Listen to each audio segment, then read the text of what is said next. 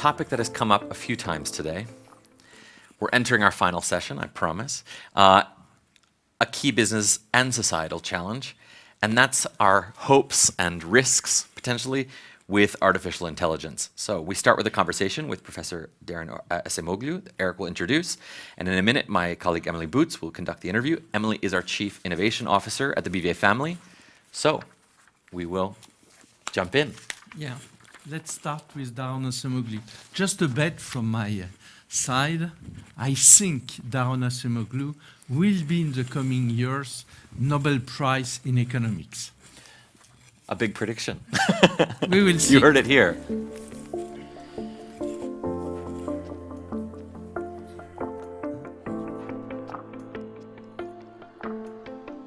Hi everyone, I am delighted to open our Human Advantage session focusing on artificial intelligence with Professor Darren Acemoglu, whom I will introduce before I hand over the floor to my colleague Emily Boots, the BVA Family Chief Innovation Officer. We will continue our conversation. Darren Acemoglu is an institute professor at MIT. He is one of the most cited economists in the world. He is the author of 5 books, including New York Times bestseller Why Nations Fail. This book, which was really for me a wow moment, co-authored with James A. Robinson, Introduction to Modern Economic Growth, and The Narrow Corridor. This book, which is also a wonderful book, co-authored with James A. Robinson too. His new book, Power and Progress, Our Thousand-Year Struggle Over Technology and Prosperity, again co-authored with another great professor and researcher, Simon Johnson, has been published very recently. I think it was in May 2023. It will be, this book, at the center of our conversation today. Welcome, Professor Acemoglu. We are honored and very excited to have you at the Human Advantage Conference and to have the great opportunity to talk with you about technology and more specifically artificial intelligence and prosperity.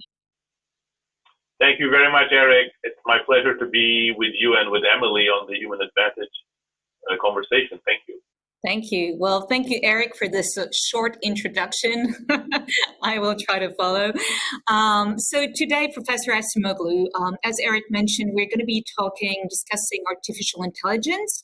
But before we do that, I would like to talk about your book, Power and Progress, which I hope my audience has read or will be reading shortly. And basically, I would like to talk about the overall thesis underlying your book. You talk about the technology, and you talk about the fact that technological advancements and progress doesn't always translate into shared prosperity. You, and I quote, said, 1,000 years of history and contemporary evidence make one thing very clear. There is nothing about new technology bringing widespread prosperity. Can you please elaborate and tell us more about what you meant by saying that?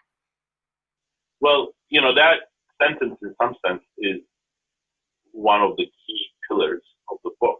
And part of the reason why we emphasize it so much is because it goes against some commonly held views. And I think it's important to revisit these views that have been so influential both in the academic world and in the policy world. At some level, it's very obvious for us to be enthused about technology.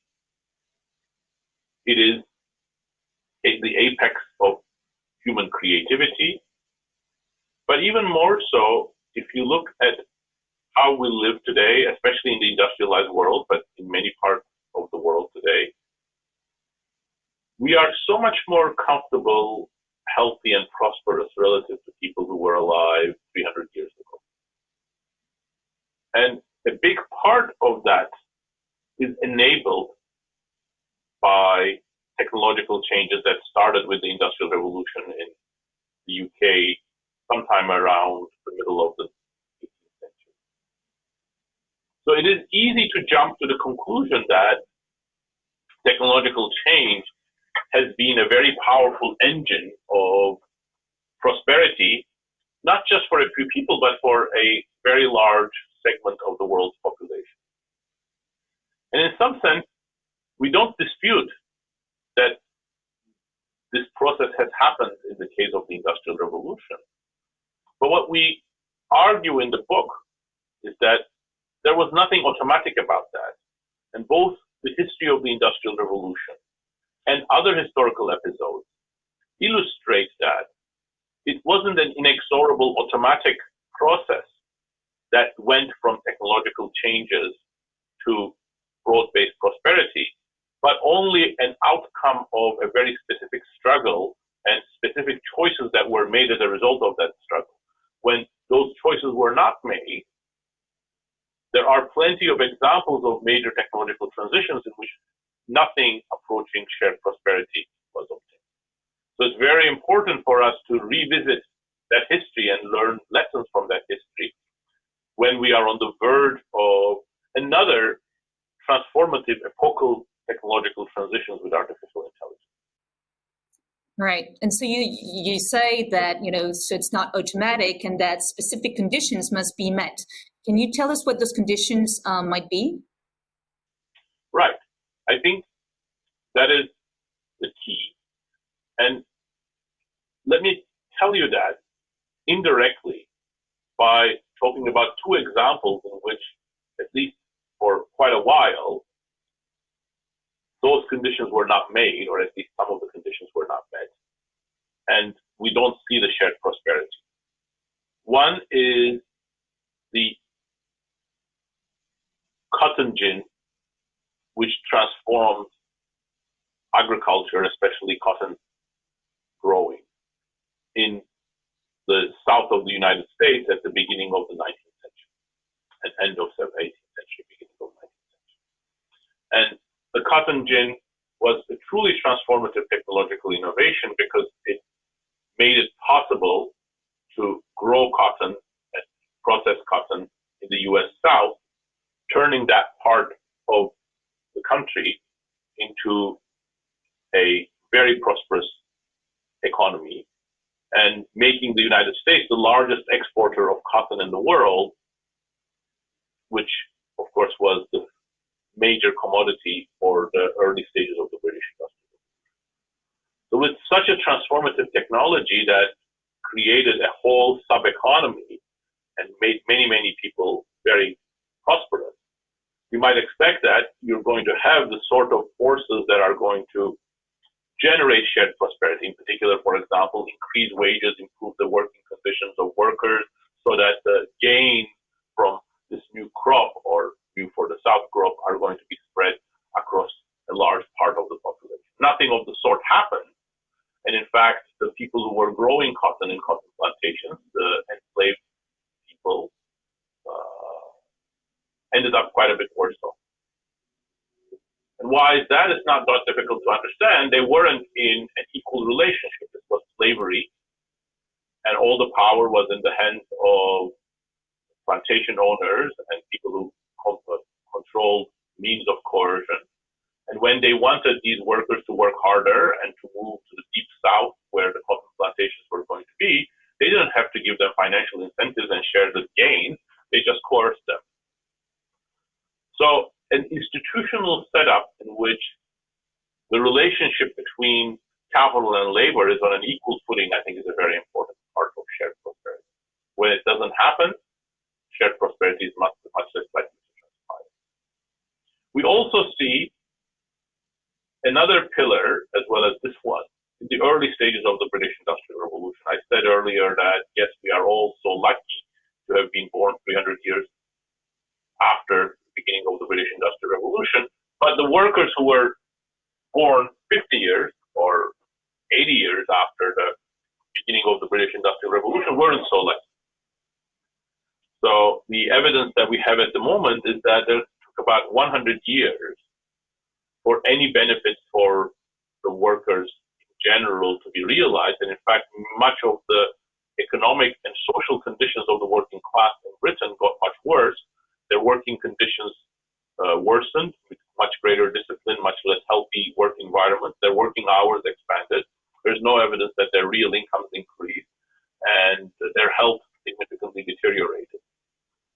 And if you look at the reasons for that, it comes down to, again, to the sort of the conditions for making sure that wages increase and working conditions for workers increase. One aspect of that was, again, not as bad as the enslaved people in the U.S. South, but workers did not have representation. There was no democracy, no organized labor.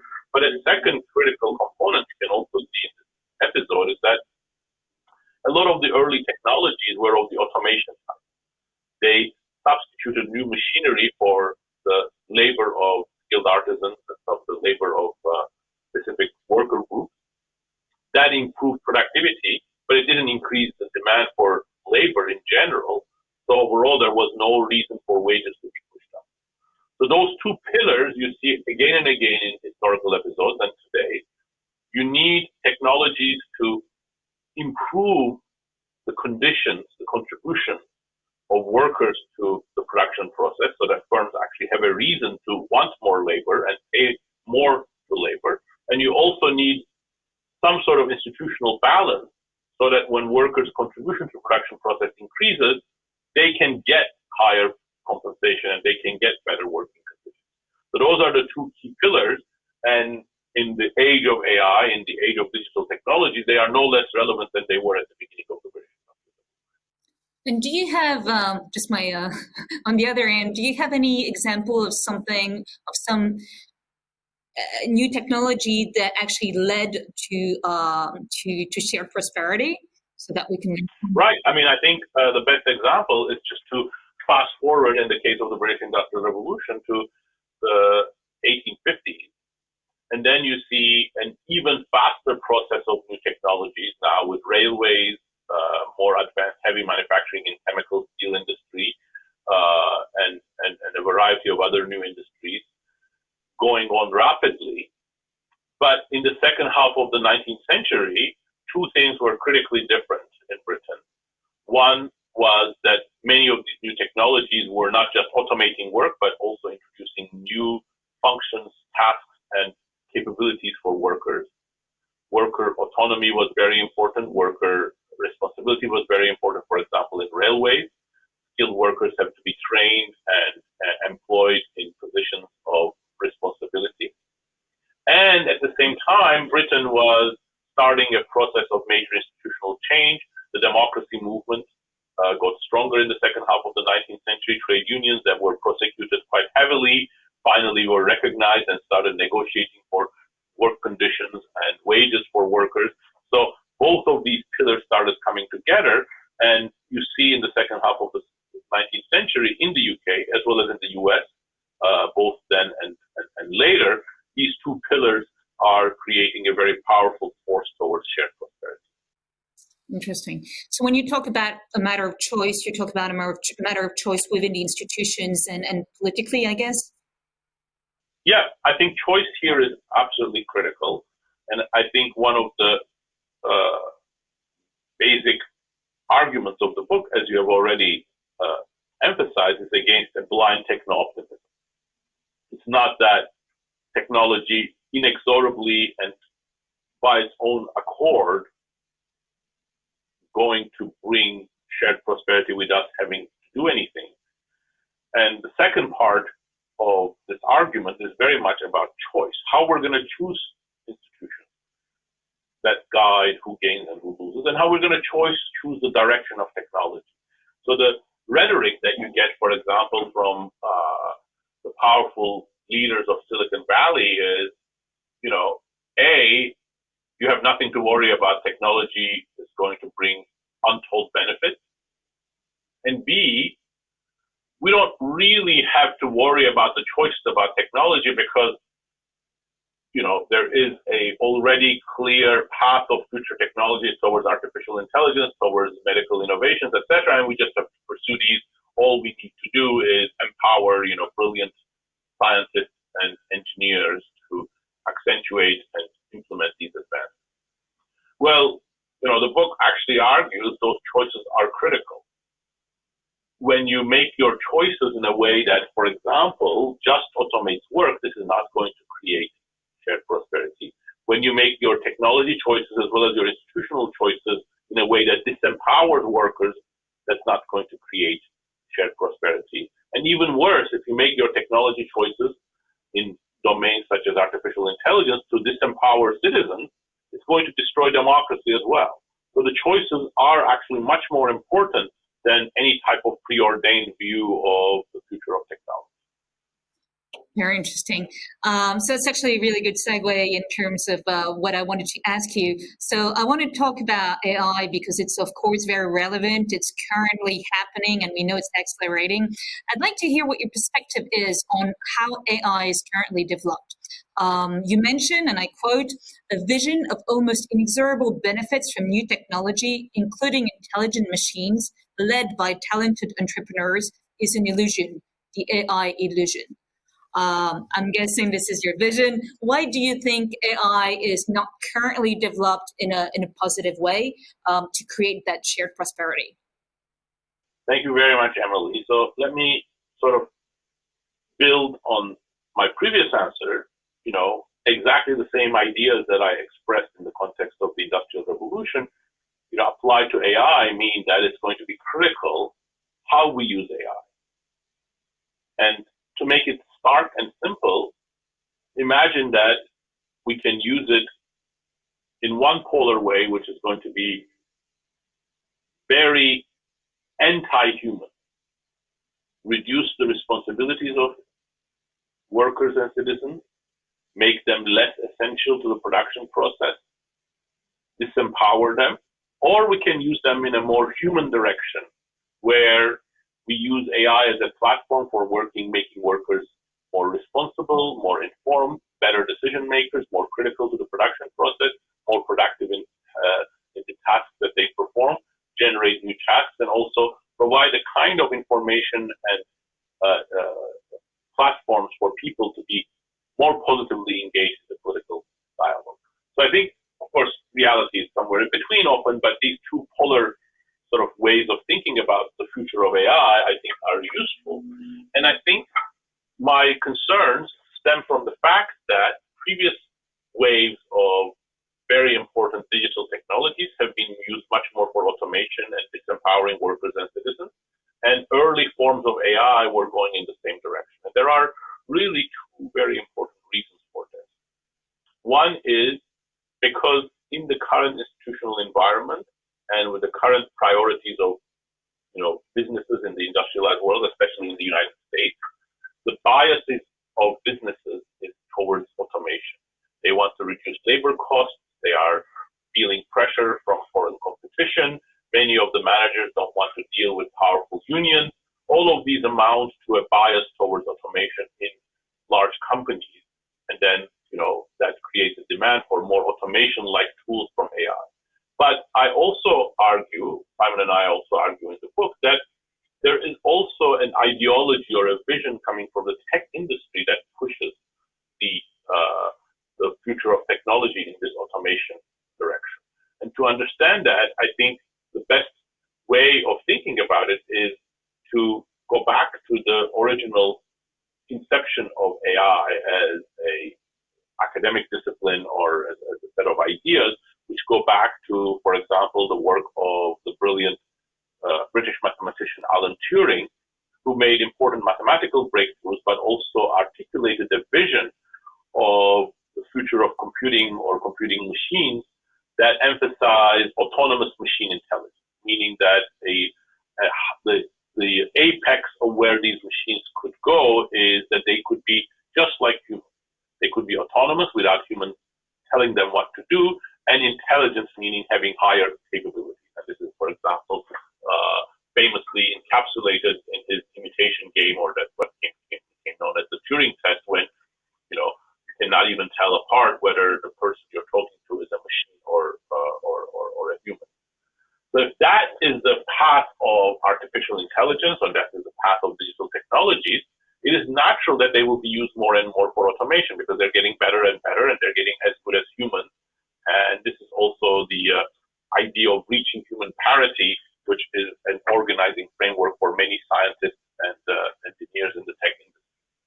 But what we argue in the book is that there has always been an alternative vision, for example, in the case of artificial intelligence captured by people such as Norbert Wiener, Douglas Engelbart, and so on, who were emphasizing both the fact that machines and humans cooperating together and communicating together in the right way can be much more powerful. And also that the main purpose of digital machinery should be improve human capabilities, what we call in the book machine usefulness instead of the machine intelligence. And do you think there's still time to redirect, I guess, the development of AI and more generally about technology in general in a way that would create more shared prosperity? Do you have any ideas on how we could alter the narrative and change the norms? Just curious on what your take is on that. Well, I hope our book has a new take on both the history of technology and the current technology. But other than that new take, I think what distinguishes our book from other sort of writings that are concerned about the current direction is that we are not saying doomsday is coming inevitably. We are emphasizing choice. So then your question is completely apt. How likely is that choice to be made? How feasible is it to be made? And I guess I would give that a slightly nuanced answer. I would say that technically we are not too late at all. But whether we are too late politically and socially, that remains to be seen. So what do I mean by technically? Well, actually, because I am completely unconvinced that the advances in AI so far are anything approaching artificial general intelligence or truly capable models, we are very much at the beginning of the very important choices that we're making in AI.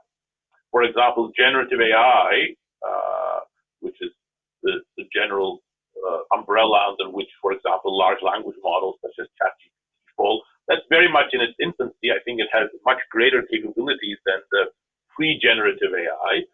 But we are very much at the beginning, and I think what makes generative AI exciting and important is that actually it can be used in a very pro-human direction. Actually, if you design them right and use them right, things like large language models could be great aids to humans to make better decisions, get better information filtration so that you know what's reliable, what's not reliable, and so on. And they can create an enormous number of new tasks and new responsibilities for you. That is a technically feasible direction, and we're definitely not too late, not even at the beginning of that process. On the other hand, there are social and political things that make us somewhat more difficult to have a course correction. For example, if you take the industry, it is currently dominated by two big players, OpenAI, Microsoft partnership, and Google, and neither of those two partnerships are going in this direction. Perhaps Microsoft a little bit more has some emphasis in using things like Copilot, but I think the main ways in which they're going to try to monetize generative AI advances is going to be very much like on digital ads, and that's why incorporating the search engine has been so important. And then they are also hoping major advances in automation. Politically, we need a much more robust regulatory system, and that's not where we are. And I think a precursor to all of the important changes that we think need to take place is that we also, as a society, global society, we need to have a different narrative about technology. And that's what our book is hoping to contribute to. We want to change the emphasis from techno-optimism or preordained path of technology, or one in which amazing geniuses are leading technology to all of to the benefit of all of us. We need one in which we actually acknowledge the choices, the distributional effects, the potential negative, and start having a conversation about how we make the right choices with the right regulatory environment, institutional environment, the right set of voice from many different segments of society, not just the tech sector, not just the CEOs of the largest corporations, but, for example, workers who are going to be influenced by this, non-governmental organizations who are going to be influenced by this, consumers, civil society. So I think that general narrative, if it happens, would be a very, very important step towards making such a course correction. Right. And so how do you develop new policy solutions? What would they be? So the way that we argue in the book is that it really has three pillars. And the first one I just mentioned is change in narrative. I think that's the critical one. But a change in narrative is not enough if you don't have the means of turning that into a reality. And I think institutional changes that empower broader segments of society is key. So here, for example, symbolically, who has voice about the future of AI? Well, the people who went to talk to U.S. senators a couple of months ago were all the top CEOs of tech companies.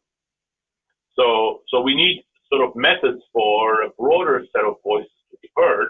That needs to come from regulations. It needs to come better organizations from civil society groups, worker organizations, labor organizations. It's not going to be old-style trade unions, but some sort of worker voice is necessary. So we need some sort of institutional framework for a broader set of interests and perspectives to be reflected. And then finally, we argue in the book that you need specific policy. Once you have the institutions and a clearer recognition of what is trying to be achieved, then we need to implement certain specific policies in order to redirect technology, in order to improve better sharing of the gains and so on. So there's much greater uncertainty. We don't know exactly what policies are going to work because technology is very fast moving and there's going to be a reaction and avoidance and loopholes. Some policies are not going to be as effective as you might have thought, but we suggest 6 or 7 policies that could be a first step, and then you have to experiment and see how they work. And I think most of these policies are about creating incentives for redirecting technological change in a more pro-human direction. They're about avoiding some of the existing distortions that make companies opt for too much automation, for example, coming from tax incentives. They're also about creating a better environment for new ideas, new companies to emerge, which means, for example, antitrust, as well as preventing, the business model monetized by individualized digital ads from dominating everything. So, for example, we proposed a digital ad tax, among others. Okay, so I take from your answer is that it is possible to redirect the current development of AI, but it's not that simple. How optimistic are you in the ability to redirect AI for shared prosperity? Well, that's a really hard question. I don't know. I mean, I'm obviously not completely pessimistic because otherwise we would not have written the book in the way that we did. But I also recognize that it's not an easy thing. I certainly believe that it would not be possible unless there was some sort of a bipartisan agreement on some of these issues in the United States, bringing Democrats and Republicans together, in Europe, bringing left and right together. But I also think that's actually quite feasible. I think there is greater recognition in the United States and in Europe that, the working people have been left behind. Workers have become less relevant, less prosperous, less benefiting from the gains, and I think that is creating a major social and economic problem. In the United Kingdom, the institutional developments that I mentioned, including democracy and trade unions, they were not independent from a broader recognition by middle class Brits that, the economic system wasn't working for many people, and the condition of England, as they used to call it. So there was a general concern about these issues, and I think we are in the midst of going through a similar general concern in the industrialized world. Very interesting. Thanks a lot, Daron.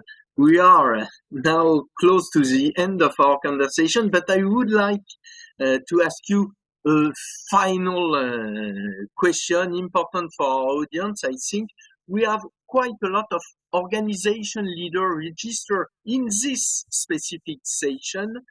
What would be your advice, if any, to help them to develop artificial intelligence in a way which is both good for their business and long-term growth, but also good for the people and produce shared prosperity? Well, thank you. Let me give three responses to that for three different types of organizations: civil society, tech companies, and regular business, non-tech businesses. I think for civil society organizations, the key thing is to be really engaged, create more pathways for your membership and your organizations to have a viewpoint and a voice on AI, because I think the most important choices are going to be around this creating a new narrative, a new set of demands on what we want from technology.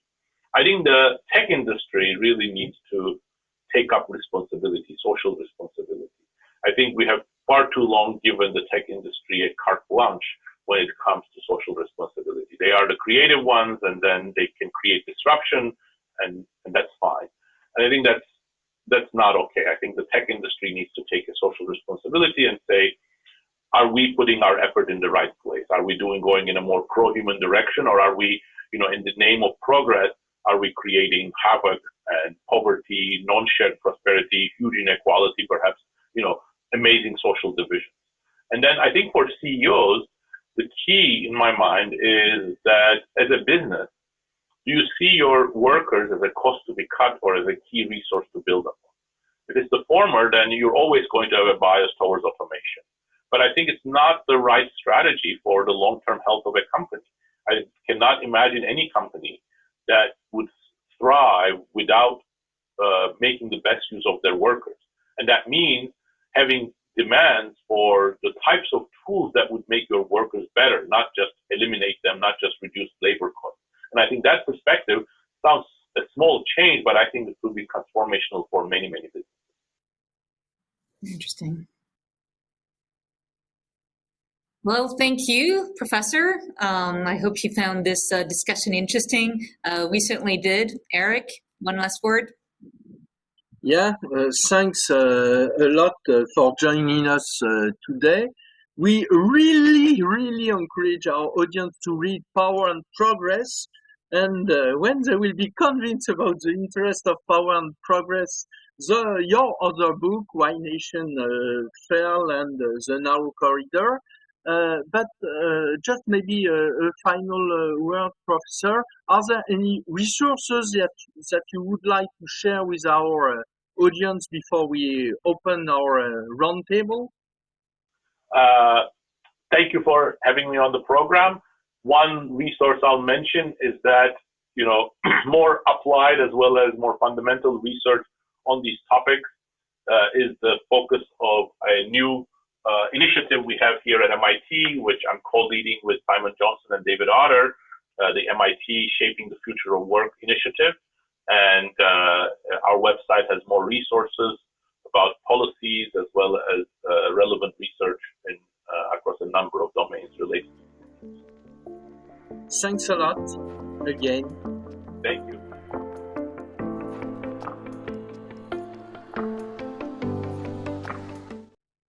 Interesting what Professor Acemoglu said, that we feel like AI is just on this fast track, this train that can't be stopped, but actually we're just at the beginning.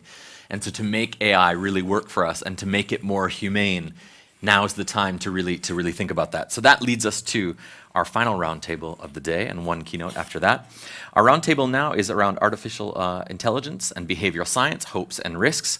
We will be joined by Laura de Mollier, who is the former head of behavioral science at the UK government's Cabinet Office. She'll be joining us remotely and now is the founder of behavioral science and consultancy at Decision Context. Joining Laura will be Anton Ferrer. You may remember him. He was part of our morning session with Dr. Amy Edmondson on employee engagement. Anton is the global head of behavioral and data science, risk, compliance, and ethics at Novartis. And rounding out the panel is Stewart Mills. Stewart is a professor at Leeds University and has recently published a book about this topic on AI and behavioral science, as well as a very interesting paper with Professor Cass Finstein and Professor Samuel Costa titled The Opportunities and Costs of AI in Behavioral Science. And Eric will introduce our moderator, but I think you're going to recognize her. Yeah, our moderator is Emily Booth, again, our Chief Innovation Officer at the BVA family. So Antoine, welcome. Hi. Be good. We have 600 people registered for this specific roundtable. Just 600. I'm panicking though. 600, and they're all remote, right? I think if you're here in France, it's either you don't like the rugby or you're passionate about AI and behavioral science. I think it's the later, I'm hoping. Hi, everyone. Do we have Laura and Stewart, or I can't see them? They should. Here they go. Here they are. Okay. We didn't want to start without you. Hi. So first, I'd like to say a special thank you to Antoine, who doesn't know why, but I'm gonna. Last year, Antoine was here, and he participated at the Human Advantage conference. And Antoine is in charge of a lot of different things at Novartis. If you were there this morning, you heard that he's in charge of ethics and compliance, but he's also in charge of implementing behavioral science within the company and of the data science team. And last year, he mentioned to Eric, before the whole AI buzz and the OpenAI acceleration in November, he mentioned to Eric, well, maybe we should do something next year around data and behavioral science, right? So that was very visionary. And so we did. A lot of things happened since then, right? So it's not just data, it became AI or machine learning, if you want to quote Nero. So thank you, because we're here a little bit because of thanks to you. So Thank you very much. And I guess that's the technique to get invited again, right? there you go. You're going to have to come up with something else this year. So today we're going to be talking about AI within the behavioral science context, obviously. It's not just a buzzword. It's something very real. It's something that's accelerating. Some people are very excited about it. Some people are very scared. It's all polarized. And we're going to be talking about all of that. We're going to talk about the opportunities, the hopes, and the risk. We could have called this roundtable opportunities and costs, but we were a bit worried about the intellectual property, Stewart, so we decided to go with hopes and risk, right? Let's kick it off. So I'd like to start with opportunities because I'm more of an optimist type of person, and we'll talk about risk because we have to. We need to understand those to better counter them. When we talk about opportunities, I'm going to start with Stewart, who is our economist. I don't know if I should be looking here or there, but I am looking at you, Stewart. So we'll talk about I know you recently wrote a paper called Opportunities and Risk.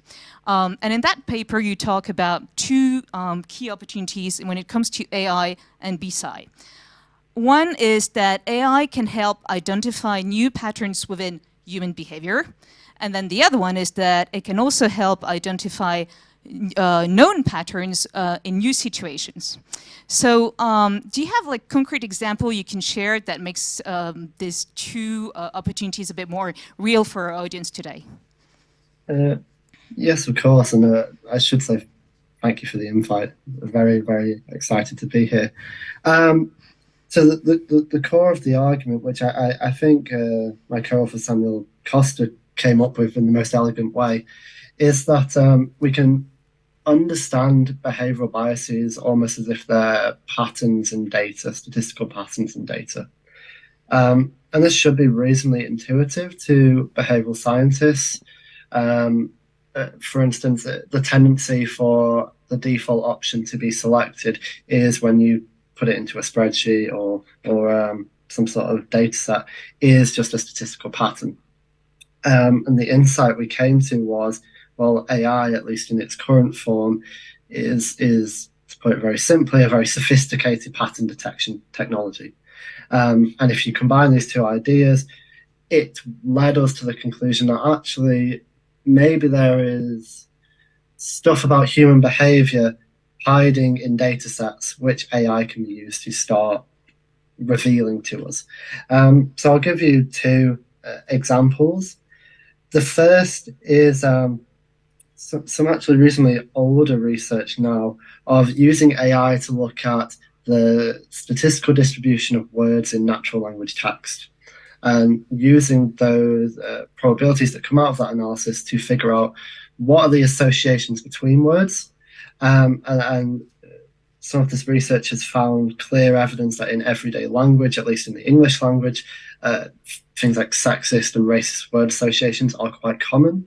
Now, we all know that discriminatory biases exist in our society. This is a new way of probing these biases. And with the technology, you can extend the analysis further. So last year, one of my dissertation students took this idea and started probing language from the 1950s and the 1960s and 70s and so on to analyze, well, how have these word associations changed, and actually are we becoming, say, less discriminatory in our language? And the results were a bit mixed, to not paint a positive picture. The second example I'd give, which I think is really at the cutting edge, and I really hope kind of sets the pace for this research, is Professor Katie Milkman's recent paper. Her team used machine learning and some AI methods to analyze a big data set of, I won't say habit formation data, but it was data about people going to the gym, when, how, what sort of activities they engaged in. And using that, they were able to model individual behavioral probabilities and figure out, okay, if we do this, it's going to encourage habit formation. If we do this, it's going to discourage people from exercising, so on and so forth. I want to stress this is a really emerging area of research, but I do think it's a very promising area for us to start looking into. Yeah, very interesting. I have to say that it really seems like behavioral science in the gym is just one thing that we need to look into. Thank you, Stewart. The good thing about tonight is that we have very eclectic group, right? Very eclectic group of speakers. So Laura is a very senior behavioral scientist, but she's also very passionate about AI, and she did quite a bit of work within the UK Cabinet Office. She headed for 10 years the behavioral science team at the UK Cabinet Office. So, of course, I'm going to ask you some questions about the UK government, right? We talked about the French government before. We had a speaker that was working at the French government. It was more around democracy. I'm not going to go there. We're going to talk about AI. So what is the impact of AI in behavioral science when it comes to actions in the government? I'm guessing that 10 years in a government, leading this exciting team, facing a lot of crisis, right? I'm sure you were there during the pandemic. Does it actually have an impact on decision making? How does that work? How does it actually change the action that the government can take? Yeah, thank you so much for having me. One brief correction of misinformation. I wasn't heading the team for 10 years. I was heading it for 3, but I was been working in the UK government for, I think, 7 or 8 or so.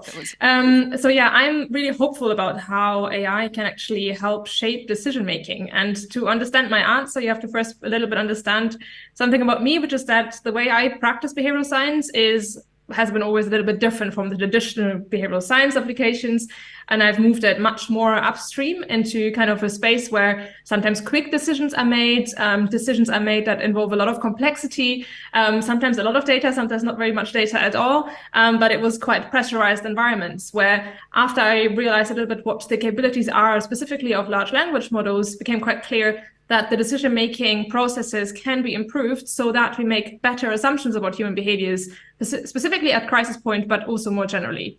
So I'm going to share with you 3 types of decisions which I think can be improved with large language models specifically.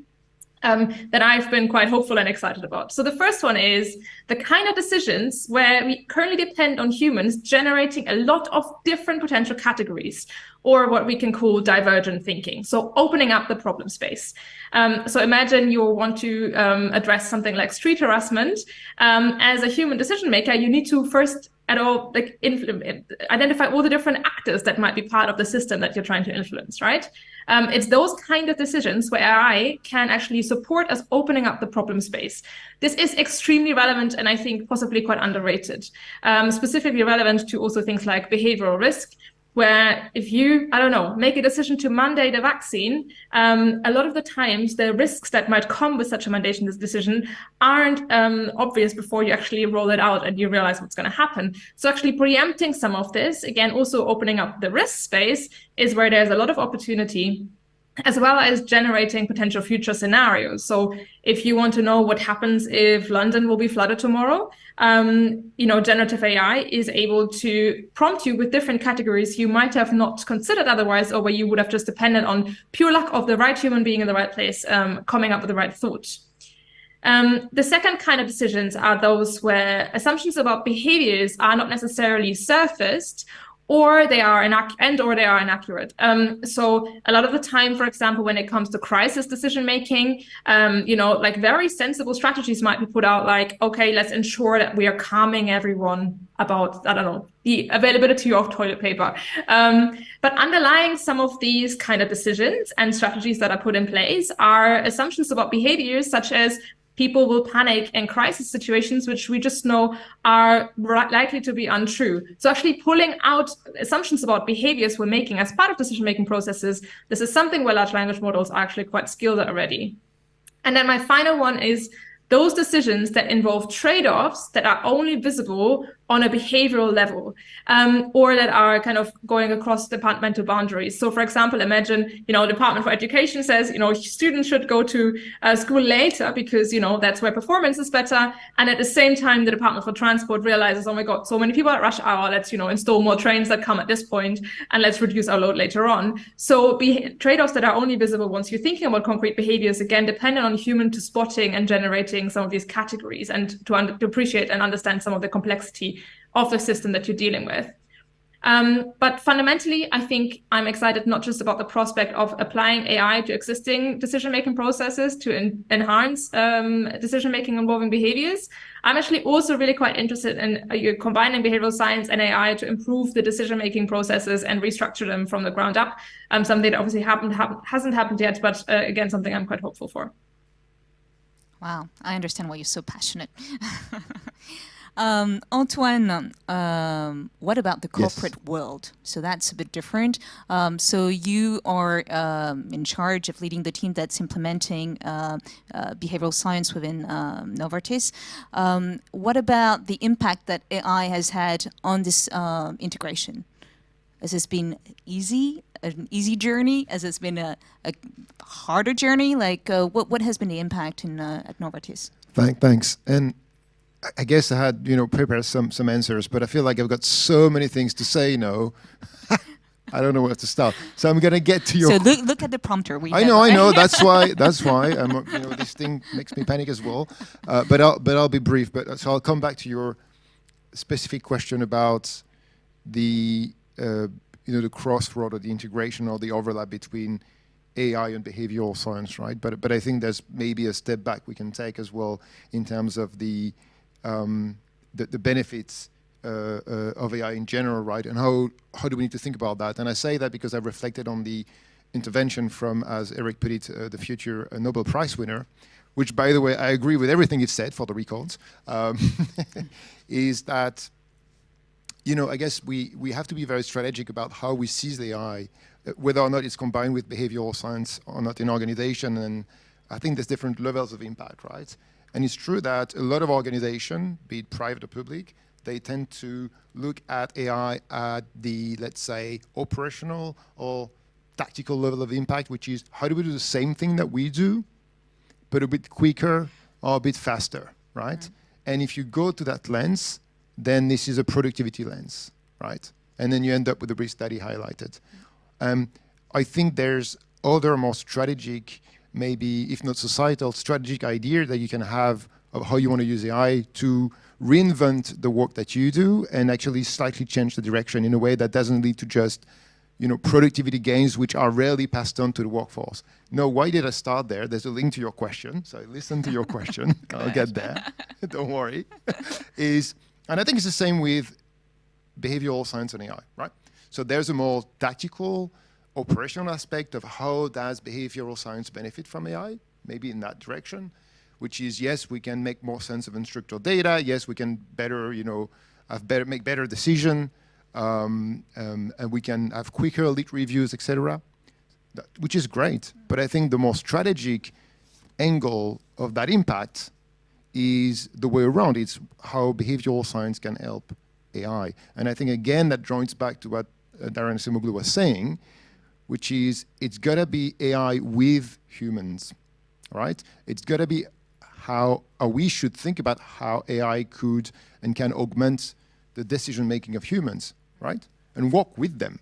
But once we've said that, right, the key point is then, well, this is about decision-making then. And then this is about psychology. So if we understand how we make decisions, if we understand the psychology of those decisions, then we'll be better placed to deploy AI in a way that works with those decision-making processes. And so I think that is the value that behavioral science can bring to AI as much the way around, which is we can use behavioral science to understand how do we design and deploy those AI solutions in a way that benefits also humans. Stewart, I don't see Stewart, but I know Stewart probably shares some of that point of view, so I'm kind of curious to see if he wants to add something, because I know we had discussions around the whole automation and around the fact that your point of view on what Professor Acemoglu says in his book, because you've read the book. Do you want to share with Antoine what your thoughts are? Sure. Besides saying Professor Acemoglu will win the Nobel Prize, yeah, I would echo a lot of what was said. Back in March, I wrote a post that accidentally came out on the same day as GPT-4, where I was very critical that AI used without thinking about it was going to realize productivity gains, and I received a lot of criticism about it then, but I've kind of doubled down on that position. I think we have this flashy new technology called AI and generative AI and ChatGPT and all the rest of it, and it's very, very impressive. That sets us into a mindset that is our problems require technological solutions. But I think fundamentally, the question of technological adoption is behavioral, and I can draw on economic examples or examples of the history of technological adoption. And if you look into the economics or if you look into the economic history of technology, it's quite common to see a productivity lag between a big new disruptive technology coming along and that technology actually changing the way society is organized for the better. And this lag can last decades. And I think we have to be very cognizant of that. The last sort of description of this lag was called the Solow paradox, coined by Robert Solow, who won the Nobel Prize. It's saying that computers were adopted in the 1980s and they were meant to revolutionize productivity, and they didn't. Some people will say that they started changing productivity in the 2000s. If you ask Professor Acemoglu, he'll say actually they probably haven't impacted productivity still to this day. And I fundamentally believe that we need to be realistic, that new technology does not lead to technological solutions. New technology forces us to ask behavioral questions about how technology should be used. And if we're not reflecting on how we are adopting technology, it's more likely than not that we're going to use technology badly. I do have examples, but I need to have something to respond to your last question, so I'll stop there. I do have another questions actually, because now I'd like to kind of talk about the risk about the AI within Be Sci. And I had a question for you specifically around manipulation. I know you've written another paper, because you write a lot of papers on sludge and on manipulation. So we know that AI, it's a good thing, can help make behavioral science interventions a bit more accurate, more precise, more relevant, which is a good thing, right? But could this lead to manipulation? And how do we counter that? Yeah, it's a very good question. It's a very important question. I do want to separate the question a bit from a behavioral science perspective and a personalization perspective. I think AI probably can. It certainly can predict preferences. And I think it probably can predict human biases. And these are two important components to how you would personalize any behavioral intervention, be it a nudge or something else. The evidence right now is patchy, and we need more research in the space. If I was pushed, I would say today the evidence suggests that predicting preferences is more important than predicting biases. I will leave that to my fellow behavioral scientists to reflect on the implications of that. But the second way of thinking about this question of manipulation in behavioral science, I think we have to look at questions of scale and ubiquity of technology. When things like nudge were proposed in 2008, there were, of course, concerns about the ethics and manipulation and was it deceptive. But back then, most nudges were physical interventions, and there was a huge degree of distance between choice architects and the people that experienced nudges, both physically and temporally. With systems that are powered by AI, and by this I mean things like recommendation systems as well as perhaps more generative systems, that distance between the choice architect and the person that experiences the nudge has collapsed, both physically and temporally, to the point now where we are, if you log on social media, you're being nudged constantly. And your minute behaviors of whether you click on something or not, whether you like something or not, is constantly and rapidly being fed back into these systems to improve how they influence you. And the kind of the hill I want to die on here, because I speak for a small community, is that what we are talking about here with techno nudging or hyper nudging or whatever term you want to use, this is qualitatively different to behavioral science phenomena we have seen in the past. We might use the term nudge, but we're not talking about specific nudges. We're talking about an ecosystem of behavioral influence. And we need to take this more seriously as behavioral scientists. Otherwise, the technology will develop and we'll be stuck talking about nudges that are essentially out of date. That's my sort of position. We need to reevaluate the ethics. We need to take the technological implications of it seriously. I'm turning to Antoine for ethics. Yeah. So, so I work in the ethics, risk, and compliance department. So, of course, we think a lot about risks. And of course, I'm bound to mention that one of the team in the department is looking at the responsible and ethical use of AI, right? Not only from a regulatory standpoint, but also trying to guide within the company and hopefully the industry, how do we choose to release AI? Because, we are in the industry where we impact and influence a public good, which is health. So we have an extra duty there, right? But that being said, I think there's something quite positive that came out really recently, and I'll be brief because I know the time's passing by, and I want to let some space for the others as well. And Laura, is we were concerned with how AI is impacting decision-making, potentially ethical decision-making, right? So that was a question we had. Again, with this idea that it's likely that the way AI is going to be used is to augment human decisions, then we need to understand how this is going to impact human decisions. So we did what we do, and I feel so lucky that we can do that in an organization like Novartis. We ran a randomized control trial with 400 employees across the company in different departments, and we presented them with different scenarios, either given by an AI or a person, and we varied whether it was good advice or bad advice and a bunch of different things. And what came out, to give you the punchline right away, is people were really good at not following AI advice when it was bad. Actually, there was no statistical difference to no advice. So they were not listening. In that scenario we gave, of course, maybe we can extrapolate. But in here, we were surprised. So that was good.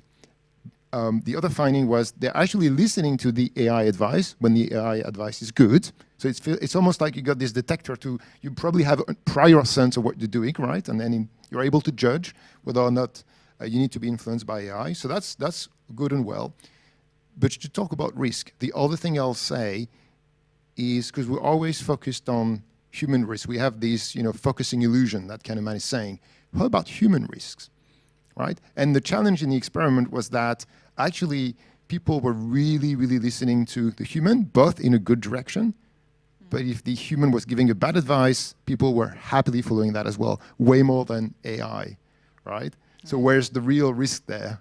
Interesting. I thought that was quite interesting. Right. No, very interesting. Laura, sorry, Laura, we talk about risk, and we talk about, I know you wrote a paper on risk perceptions from the general public and how we should enable public disclosure. It hasn't happened, or I mean, it hasn't happened. Why? And what can we do to make it happen? Yeah. So I think when we want to think about why do we need a public discourse around this, it's worth going back to one of my behavioral science heroes, Paul Slovich, who stated back in the days that risks are neither neutral nor are they objective.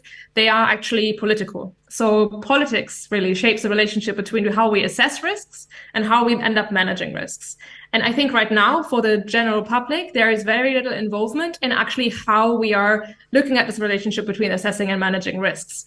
And that is important because right now there is a feeling that a lot of things are happening to us when in reality, there's a lot of decisions to make. There are decisions about how we want to handle the impact on labor markets, whether or not we want to accept the potential growth that might come with AI and might go against any of the climate change targets that we have. There are decisions about how we actually want to integrate AI into our lives. And more importantly, or as importantly, there are also a lot of risks that we need to understand how we can deal with and how we can integrate and engage the public on. Short-term risks like mental health impacts, and medium-term risks such as worsening inequalities, or up to the kind of maybe less likely but catastrophic risks around humans globally.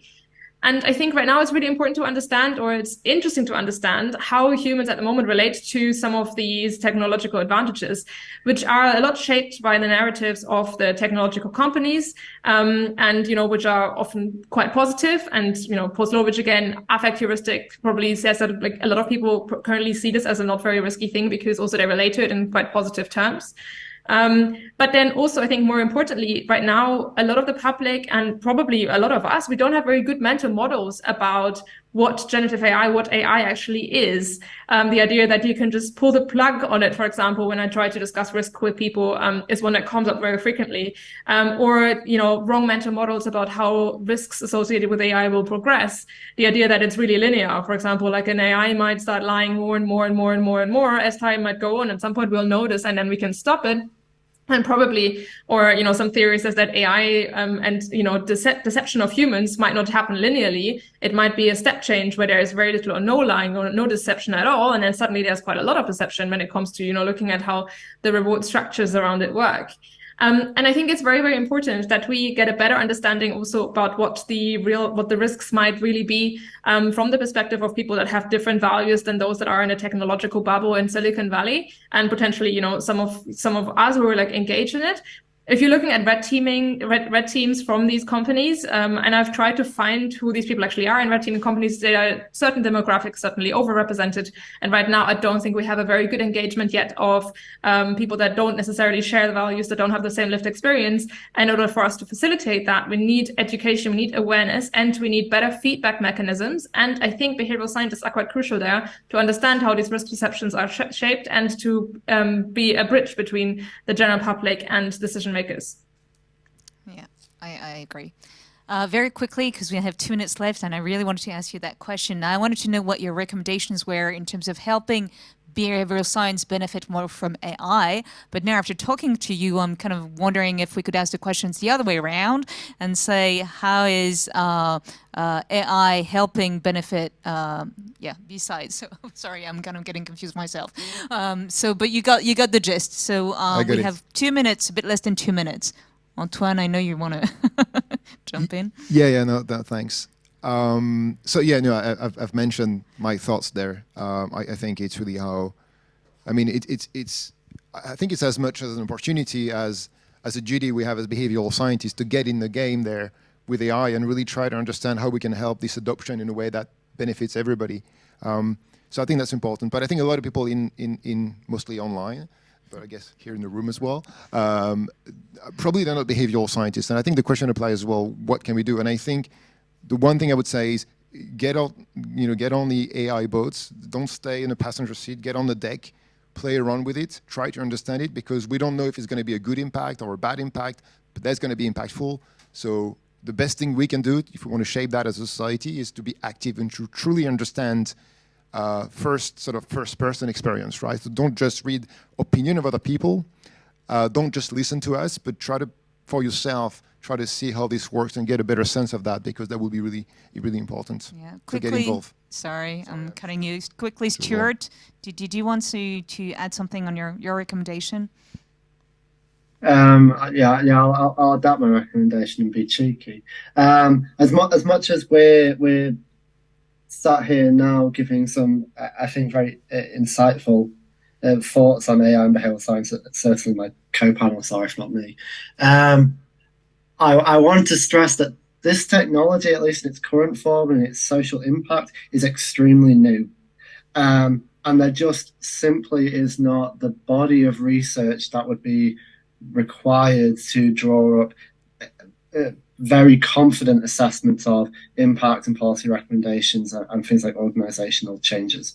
I would certainly echo the importance of getting involved, trying out the technology, playing around with it for no other reason than people shape how technology is used and the attitudes we have towards technology. And we have a better chance of making a positive, or making AI have a positive influence on society if we're all involved. I just want to offer a air of caution about being too bold in some assertions in the space right now. Thank you. So we are about to start the questions. We have one question here, very interesting one. I'd love to hear the panelists' thoughts on business and government's motivation to develop AI ethically rather than just their capability or opportunity. What's their experience been so far? This is from Alex. Laura, do you want to take that, or? I think the ethics question might actually be best suited to Antoine. Antoine is the ethics. I know. Where is he? It's too bad it's an ethics question. Go ahead, Antoine. Yeah, well, I'll take it for sure. So maybe I can speak more narrowly, not for my whole organization, but for the department that we work in, right? And arguably you can extend that to the organization, because we exist and we have a. I think we're one of the examples of the organization that understand it's not very typical for compliance department to have AI governance in its scope, right? But for us in healthcare, we know that AI is today, and will be even more so with the recent advance, a key thing. And as any powerful tools, you want to understand how it's being used, right? And so it's simply, in a way, it's not very different from the other kind of risks we face. One thing that I think we have vested interest, specifically in the pharma industry, is to understand how does AI might change healthcare, right? You can think of augmenting doctor decision for diagnostic. You can think of the delivery of healthcare. And then what does it do to the nature of the risk that we face?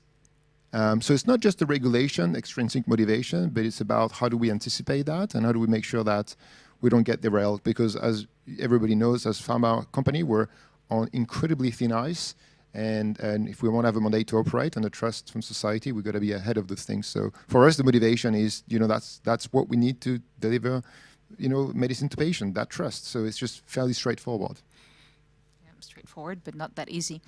Another question, what role do you see AI playing in the future of behavioral science? How do you think it will evolve over time? That is a question for Laura, because how do you see your role evolving as a behavioral scientist? Where is this pushing you?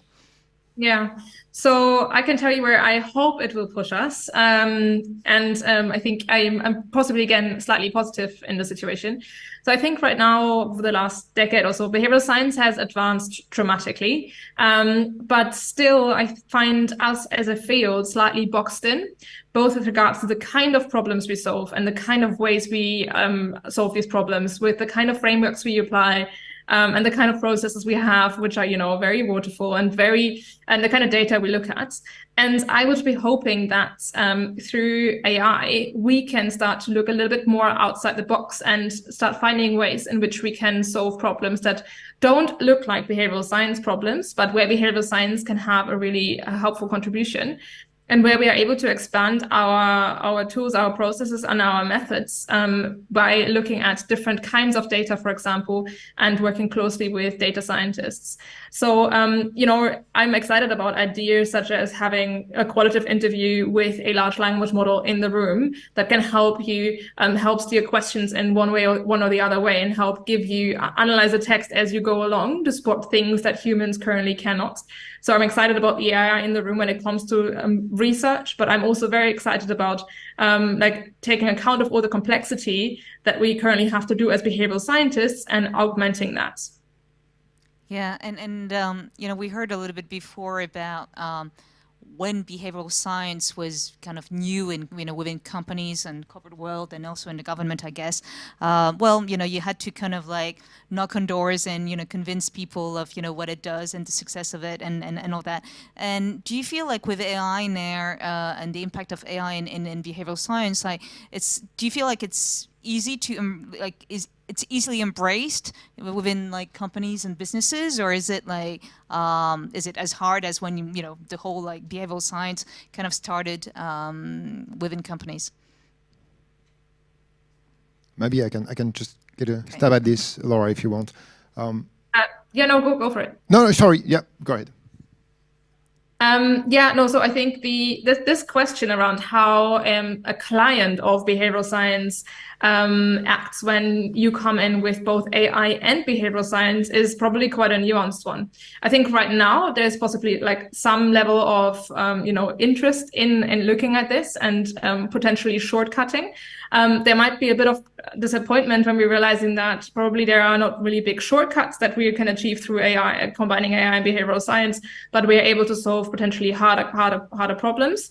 But I also find that we are at a very weird point in time right now where, a lot of people have a little bit of knowledge about AI, are quite excited, and we can't really make a good guess as to what's going to happen in a year when we're combining these two fields. And I'm not entirely sure that the excitement will continue. And there are also a lot of people who are frankly seeing the risks that Stewart mentioned around manipulation, are worried about applying AI specifically to the solutions and the implementation of solutions of behavioral science. And so I think it's actually quite a mixed bag. I don't know, Antoine, if you have a different feeling there. No, I think you're absolutely right. What I was gonna say is, and maybe that's also would have been a good comment in the previous session about infusing behavioral science in organization.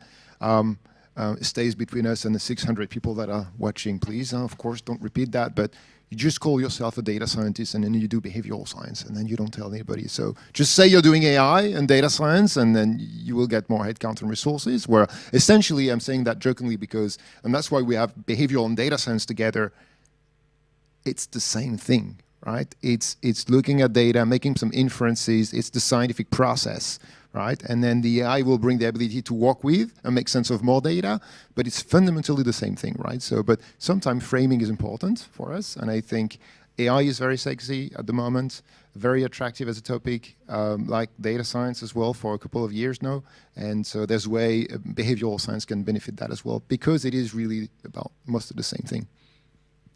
Thank you. Is there any questions in the audience here? No?